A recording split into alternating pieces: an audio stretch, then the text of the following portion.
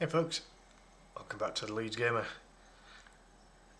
Before I get into the video, do please do all the regular good stuff, subscribing to the channel and hit the notification bell so you don't miss any future content, and do please also give a like and a hype to the video.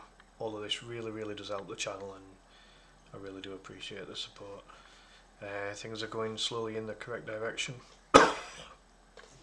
Excuse me. As far as the subs are concerned, we're up to 210 now. The task is to get as many more as we possibly can for the remainder of the calendar year. I did also get back to some live streaming, streaming some Street Fighter 2 as well, so I'm hoping to get back into doing a little bit more live streaming. It'll be a mixture of the video gaming and football content, so do please keep an eye out for all of that. Won't be live streaming tonight. My left thumb took an absolute battering on the live stream. Probably just because I haven't played a video game for that long in one go for a while, so it's surprising how much you feel it, actually, to be fair. Anyway, with all that being said, let's get into the video. So the relegation battle, it's still involving 6 teams, but hopefully from a Leeds United point of view, not for much longer. I'll get into that in a second. Firstly, we'll just get the second part of the video title out of the way. Tonight's result between Crystal Palace and West Ham United has now mathematically confirmed that Wolverhampton Wanderers will be playing in the Championship next season. Wolves simply haven't been good enough in the first half of the season when they had Pereira as manager. They couldn't get a windfall of no money. They were terrible. They were the only club that Leeds could actually beat away from home at that point. Yeah, they were rubbish. Under Rob Edwards, they've been a bit better, but they've had a couple of really tough matches in the last two, and those 2 losses you can see in the bottom right corner there were against West Ham and Leeds, where they conceded 7 goals without scoring even one. Pretty safe to say that Wolves know that they're on the brink, and that there's nothing they can do now. That the most that they can hope for is to finish ahead of Burnley and get an extra £3 million when they go down. That's all they can hope for now. But when you look at Wolves' squad, Araka there will probably leave. He's had a bit of a scrap with Manny. Manny will probably leave. He's probably their biggest asset in terms of a young player that could go for maybe 20 million.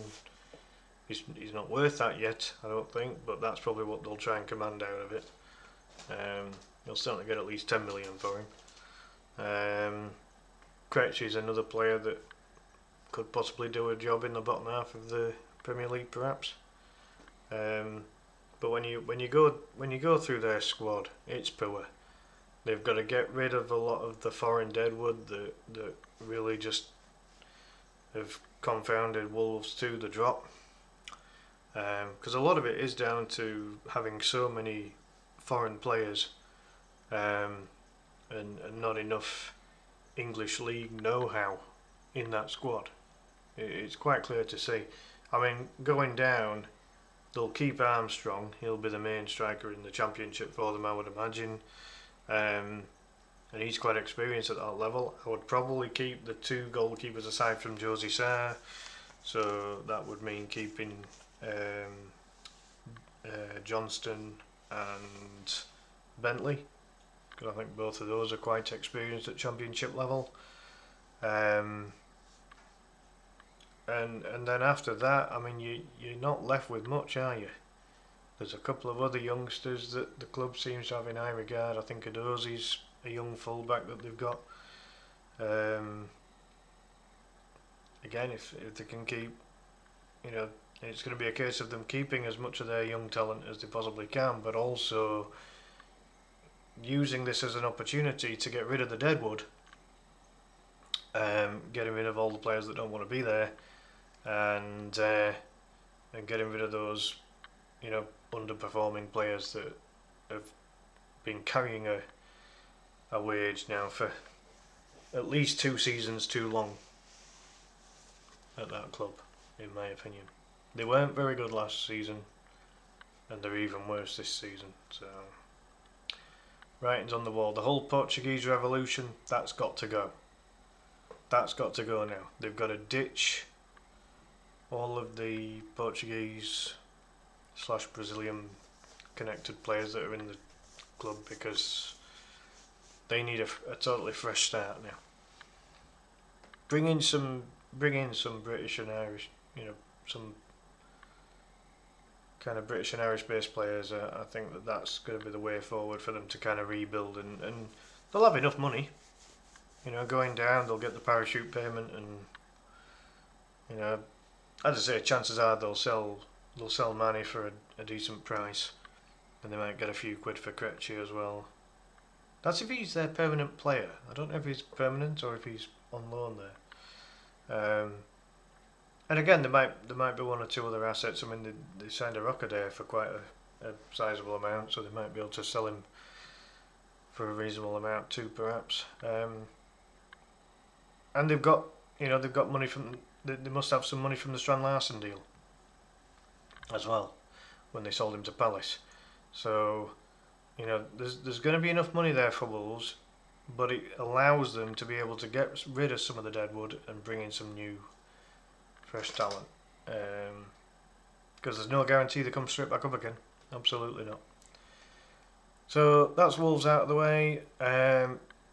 Burnley, as you can see there, their form is absolutely terrible at the minute. And there's every chance Wolves could still finish ahead of Burnley this season. That's their only, that's the only target for Wolves now, and the only target for Burnley is to stay ahead of Wolves. Because in 1 or 2 games' time, Burnley could well be confirmed as officially relegated too. I mean, we've known for weeks now that both Burnley and Wolves will go down, but in terms of being mathematically relegated, it needs to be confirmed, and it's getting very, very close. So Burnley not officially down as of yet, but it would take a miracle. It would take a massive upturn in their form and a massive downturn in form for everybody else. So I might do another one of these videos in a match or two's time, or certainly when Burnley have been confirmed as relegated, because I don't see them getting enough points to kind of prolong the agony for much longer. So yeah, I'll probably do another one of these once Burnley are confirmed as down, because then that will leave Tottenham Hotspur and West Ham United. It might still leave Nottingham Forest, and there's a tiny possibility it might still even involve Leeds United. I would like to think that Leeds' form has picked up enough for Leeds to be able to get out of this mess, and I think that Leeds only need 1 more point. We can get that against Bournemouth, which is our next match, and if we get that in that one, perfect. If we don't, we've got Burnley the following week, or following match. I mean, we've got the FA Cup semi-final against Chelsea to do as well, in between those 2 games.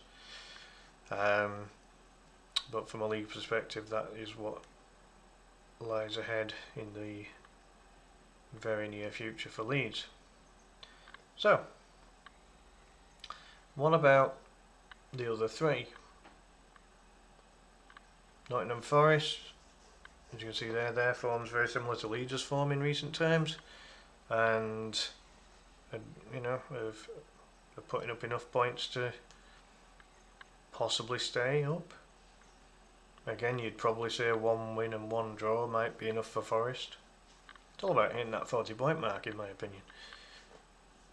West Ham, they let themselves down tonight. They had a big opportunity. Crystal Palace weren't all that great. West Ham had a few opportunities, didn't take them. I don't think they got the ball to Somerville enough. I ended up watching the game. It's 90 minutes of my life I'm not going to get back. It weren't that good. You could argue that West Ham were able to shut up shop a little bit, which is obviously a benefit to them. But attacking wise, you've got Somerville, who's got all the skill in the world, and just they didn't get the ball to him anywhere near enough, especially in the second half. They were relying more on getting the ball to Jarrod Bowen, who couldn't even outpace Cambot, that little twit that celebrated Goodmanson getting sent off a few games ago. So yeah, quite poor from an offensive point of view from West Ham, and I think that's a concern. Still no goals from Pablo, the attacking midfielder / second striker. His confidence is absolutely rock bottom at the moment. Castellanos couldn't really get himself into the game. They brought on Wilson in the second half. He didn't really get involved that much. It was all coming from basically Bowen and Somerville, and neither of them were able to break the deadlock. So it's 1 point clear of Tottenham, but essentially it's the same gap that they were before because Tottenham drew. Now West Ham's form does show more green than Tottenham, because everyone apart from Burnley has more green than Tottenham. As far as the recent form's concerned, there's enough draws in there for West Ham as well. But I really wanted West Ham to win tonight so that there was more chance of making it harder for Tottenham. Now all of a sudden Tottenham's still got a possible opportunity to actually get themselves above that thicker grey line, as it shows on there. I can't tell if that's black or grey actually, to be honest. Well, either way, the relegation zone. So I'm annoyed. This was a chance for West Ham and they've thrown it away. Now it's down to Wolves to put a dent in Tottenham's hopes. And it'll be interesting this now, because with Wolves mathematically knowing that there is zero chance that they are staying in the Premier League now, do they play with a bit more freedom and with a bit less pressure? Does that make it harder for Tottenham? Or does it make it easier for Tottenham on the basis that Wolves are, they're going to be on the beach for the last 5 games of the season? I don't know. We'll have to see on that one. I expect Tottenham to comfortably beat Wolves and get their first win of the calendar year, because Wolves really are so bad. They were dreadful against West Ham in the second half. They were dreadful against Leeds in the first half. Yeah, they're not good.